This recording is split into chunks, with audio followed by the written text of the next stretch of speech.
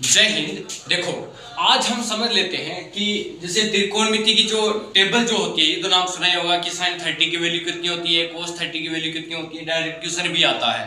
तो आज हम समझ लेते हैं कि जैसे ट्रिगोनोमेट्रिक जो फंक्शन होते हैं उनकी वैल्यू हम कैसे निकालते हैं। देखो, जैसे मान लो, अब वैसे तो कुछ भी वैल्यू आ सकती है, जैसे sin 31 भी आ सकता है कि sin 31 की वैल्यू क्या होगी, तो वो स्टैंडर्ड एंगल नहीं है। यहां पर इस टेबल के अंदर जो हमारे पास एंगल गिवन है वो देखो 0 डिग्री, फिर 30, फिर 45, 60 और 90। इनको हम बोलते हैं स्टैंडर्ड एंगल, यानी इनकी जो वैल्यू होती है उसको हम लर्न कर सकते हैं, याद कर रख सकते हैं, यानी ये फिक्स वैल्यू होती है। तो इनकी जो वैल्यू होती है, टेबल जो होती है वो बनती कैसे वो देखते हैं। आज देखो, सबसे पहले आपको कुछ नहीं करना है, जैसे ये 0, 30, 40, ये 45 और ये 60 और ये 90 ये गिवन है। अब देखो, अब हम टेबल बनाएंगे। सर ये तो बहुत बड़ी टेबल होती है, इतना वैल्यू कैसे याद रख सकते हैं हम? तो देखो, घबराने की कोई जरूरत नहीं है। मुश्किल कोई आ पड़े तो घबराने से क्या होगा, जीने की कोई राह निकालो, मर जाने से क्या होगा। वाह, चलो तो अब देखते हैं। जैसे ये 0, तो इसको लिख देना 1, ये हो जाएगा 2, इसको लिख देना 3, इसको लिख देना 4। सर ये क्या, कुछ नहीं है, काउंटिंग है 0 1 2 3 4। अब क्या करना है, जैसे 0 1 2 3 4 लिखा है, सब के अपॉन में भी 4 लिख देना है। 0/4, 1/4, 2/4, 3/4 और 4/4 कर दोगे। यहां तक कोई दिक्कत नहीं है? नहीं है सर। अब कुछ नहीं करना है आपको, ऐसे अंडर रूट भी लगा देना है, ऐसे अंडर द रूट, इस पे भी अंडर रूट, इस पे भी अंडर द रूट, इस पे भी अंडर रूट और इस पे भी अंडर रूट। सर ये क्या हो गया?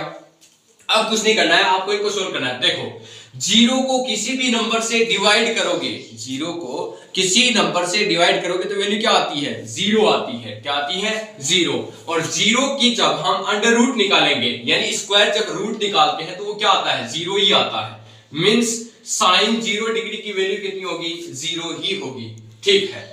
इसी प्रकार से आगे देखो, अंडर रूट 1/4 दे रखा है, तो 1 की देखो, अंडर रूट के अंदर अगर 1 आ रहा है तो उसकी तो वैल्यू 1 ही होती है ऑलवेज। लेकिन अगर अंडर रूट में 4 आ रहा है तो ये हम देखो पहले भी देख चुके हैं, अंडर रूट 4 जो होता है इसको हम लिखेंगे अंडर रूट 2 into 2। तो ये क्या हो जाएगा? 2 जैसे ही बाहर आएगा तो अंडर रूट में 1 बचेगा, यानी रूट 4 की वैल्यू कितनी होती है? ये 2 होती है। तो इसको हम लिखेंगे 2 इस प्रकार से। तो ये देखो, इधर से चलेंगे तो साइन इधर, तो और ऊपर चलेंगे तो 30, मींस ये sin 30 की वैल्यू कितनी होती है? 1/2 होती है। ध्यान से समझते चलना साथ साथ में।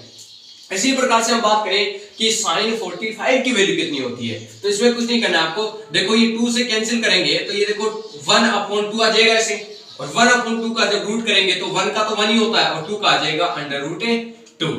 इसी प्रकार से इसमें देखो, तो अंडर रूट में ये जो 3 है इसको तो लिख देते हैं हम रूट 3 अपॉन अंडर रूट जो 4 है इसकी वैल्यू कितनी हो जाएगी? 2 हो जाएगी। तो इसको लिखेंगे हम रूट 3/2, यानी sin 0 की वैल्यू कितनी हो जाएगी? 0। sin 30 की वैल्यू कितनी हो जाएगी? 1/2। sin 45 की वैल्यू कितनी हो जाएगी? 1/√2। फिर बात करते हैं हम sin 60 की वैल्यू कितनी हो जाएगी? तो रूट 3/2। अब हम बात करते हैं यहाँ देखो sin 90 के अंदर, तो 90 में देखो ये 4 से 4 क्या जाएगा? कैंसिल। जैसे 4 से 4 कैंसिल होगा, अंडर रूट भी क्या बचेगा? 1, और अंडर रूट 1 की वैल्यू कितनी होती है? 1 होती है। तो हम देखो, साइन जो 0 है उसकी 0 आ गई 1/2, फिर 1/√2, ये रूट 3/2 और ये 1, यानी इसको हमें याद रखने या रखने की कोई जरूरत नहीं पड़ी। अब हम निकालते हैं कोस की वैल्यू। तो देखो, कोस में कुछ नहीं करना है, इसको उठा करके पकड़ कर ले आओ आगे, यहां पर लो, फिर इसको उठाकर यहां ले आओ तो ये बन जाएगा रूट 3/2। इसको यहीं रखेंगे ऐसे, इसको पकड़कर वहां ले जाओ तो ये 1/2, और इस 0 को उठा करके यहां ले जाओ। तो ध्यान से देखो, ध्यान से देखने पर हम ये पाते हैं कि साइन जो 0 की वैल्यू है वो कोस 90 की वैल्यू है। इसी प्रकार से जो साइन 90 की वैल्यू है वो कोस 0 की वैल्यू है 1। इसी प्रकार से देखो, यानी अगर हम ध्यान से देखेंगे तो इसमें और इसमें इन दोनों का सम कितना हो रहा है? 90। और जब दो एंगल का सम 90 होता तो उनको बोलते हैं हम कॉम्प्लीमेंट्री एंगल, हिंदी में बोलते हैं पूरक कोण।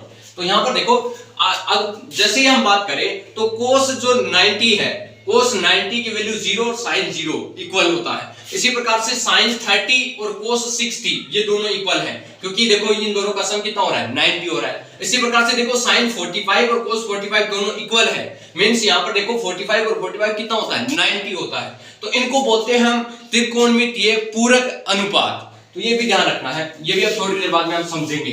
इसी प्रकार से अब देखो ये वैल्यू आ गई हमारे पास साइन और कोस की, कोई दिक्कत नहीं होगी। अब हम देखते हैं टेन कैसे निकालते हैं। तो देखो भैया टेन निकालने के लिए हमें कुछ नहीं करना है, हमने एक फॉर्मूला पढ़ा था कि tan theta is equal to क्या होता है, sine theta upon cos theta. Last video में पढ़ा था हमने कि tan theta is equal to क्या होता है, तो मैंने ये बताया था, याद करो वो दिन जब हमने पढ़ा था sine theta is equal to tan theta is equal to sine theta upon cos theta होता है। बिल्कुल सही बात है।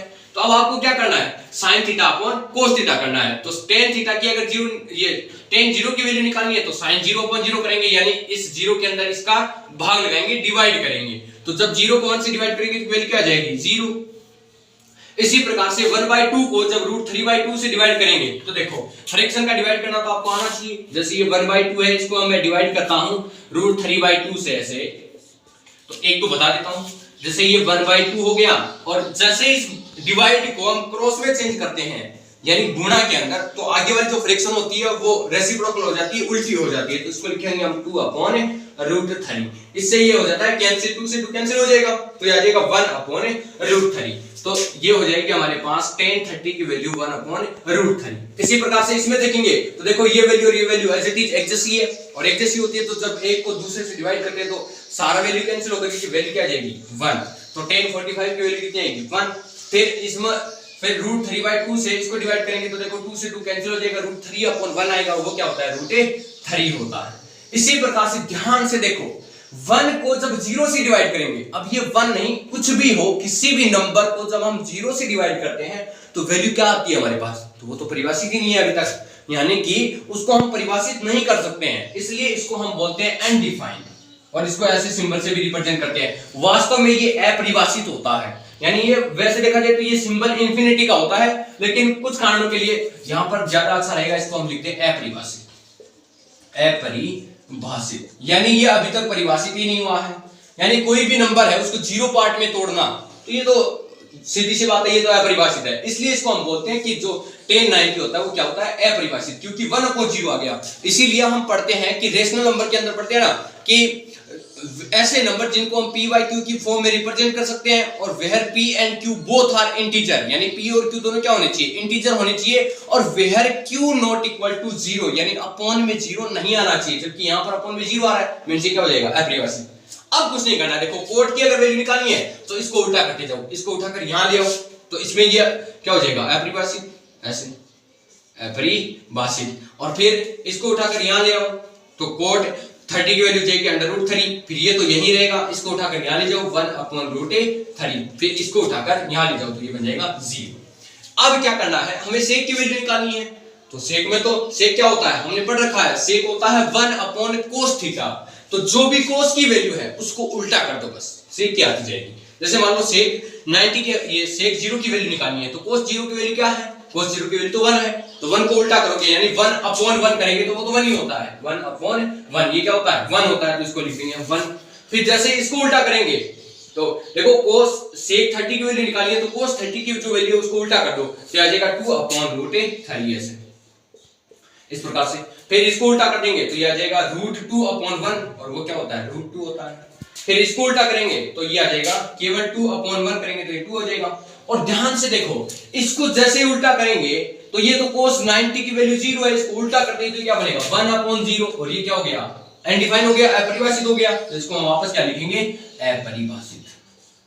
अपरिभाषित यानी ये अभी तक डिफाइन नहीं हुआ है। अब इसी प्रकार से वापस अब कोसेक की निकालनी है, तो इसको उठाकर यहां ले आओ, इसको यहां ले आओ, इसको ये रहेगा, ये यहां चला जाएगा, ये यहां चला जाएगा, तो इसको जैसे उठाकर यहां लाएंगे तो हो जाएगा अपरिभाषित। फिर ये यहां जाएगा तो ये 2 बन जाएगा, और ये √2 बनेगा, ये तो यही रहेगा, फिर इसको यहां ले आएंगे और फिर ये यहां चला जाएगा। तो ध्यान से देखो एक बात हम क्या नोट करते हैं इसमें, कि जो साइन 0 की वैल्यू है वो cos 90 की वैल्यू है, फिर जो साइन 30 की वैल्यू है वो cos 60 की वैल्यू है। मींस जिन दो एंगल का योग, यानी साइन कोस में जिन दो एंगल का सम 90 आ रहा है उनकी वैल्यू सेम है। इसी प्रकार से टेन और कोट में देखो ध्यान से, जो टेन 0 की वैल्यू है वो कोट 90 की वैल्यू आ रही है, मतलब इनमें भी टेन और कोट में भी जब दोनों का योग या दोनों का जो सम है वो अगर 90 हो रहा है तो इनका जो वैल्यू है वो क्या रही है, इक्वल। इसी प्रकार से सेक और कोसेक में भी हो रहा है।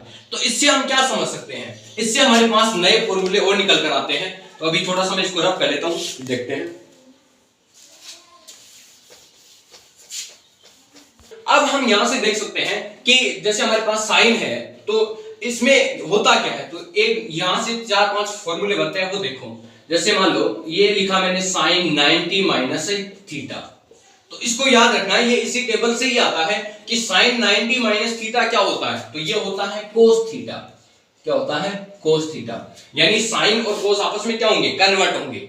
इसी प्रकार से कोस 90 माइनस थीटा भी क्या हो जाएगा, तो ये होता है साइन थीटा, यानी ये आपस में कन्वर्ट होंगे। इसी प्रकार से इनमें देखें तो ये हो जाएगा टेन 90 माइनस थीटा, ये होता है कोट थीटा। और cot 90 minus theta, cot 90 minus theta, ये होता है टेन थीटा।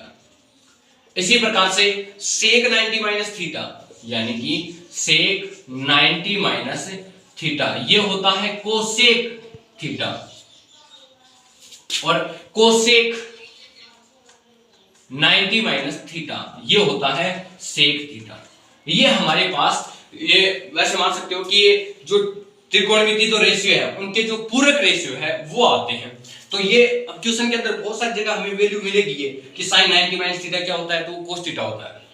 हालांकि ये जो है वो केवल 10th लेवल का ही है। अब हम जैसे 11th की ट्रिग्नोमेट्री में एंट्री करते हैं तो वहां पर हमारे पास 180 भी आता है, यानी sin 180 माइनस थीटा भी आता है। तो वो थोड़ा सा एडवांस चला जाता है, वो भी हम देखेंगे। आज के लिए केवल इतना ही देखेंगे। आई होप आप ये समझ पाए होंगे कि ये टेबल जो होती है वो किस प्रकार से बनती है, और ये भी आपको डायरेक्ट याद रखना है, क्योंकि जब हम क्वेश्चन करेंगे तो ये सीधा सीधा इनको यूज होता है। तो आपको बहुत ज्यादा इसमें पढ़ने की जरूरत नहीं, केवल ये याद रखना कि sin 90 minus theta cos theta और cos 90 minus theta sin theta, ऐसे tan cot और sec और cosec आपस में कन्वर्ट होते हैं। तो आज के लिए इतना ही, बाकी देखते हैं नेक्स्ट वीडियो के अंदर। तब तक के लिए जय हिंद, जय भारत।